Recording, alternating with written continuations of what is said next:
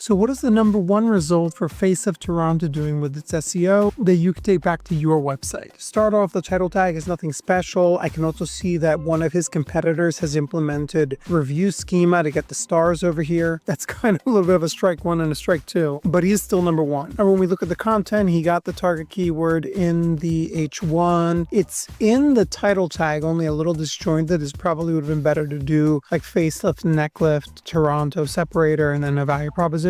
I see that they have a whole bunch of empty H3s. Not sure what's going on with that. The page does cover some important subtopics like who is a good candidate for a facelift, a section that talks about him, the different types of facelifts that he does, the costs, combining other procedures with it. This was exactly the approach that we've used for years, but in the last 2 years, I've seen that massive 4,100 word landing page approach actually lose effectiveness. And I think in this case, he's winning despite that, not because of it. So they've implemented pretty robust structured data here, organization, web page. Overall, they did this pretty comprehensively. I gotta say, they did a good job here. This structured data is not only going to help Google to understand more about the organization, who they are, what social profiles are affiliated with them, but also ChatGPT and other generative AI platforms. All right, so jumping over the backlink profiles, they have a backlink profile domain rating that's kind of in the same ballpark as everybody else's. Notably, this guy actually has a significantly higher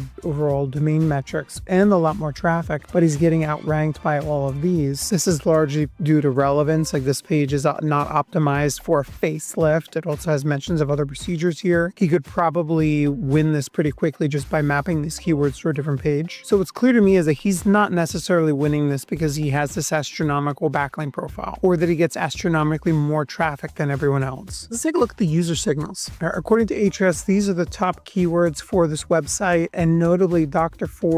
Derek Ford, has some search volume. In other words, he probably has a really solid reputation in the area. People are Googling him by name, and Google has taken notice of this.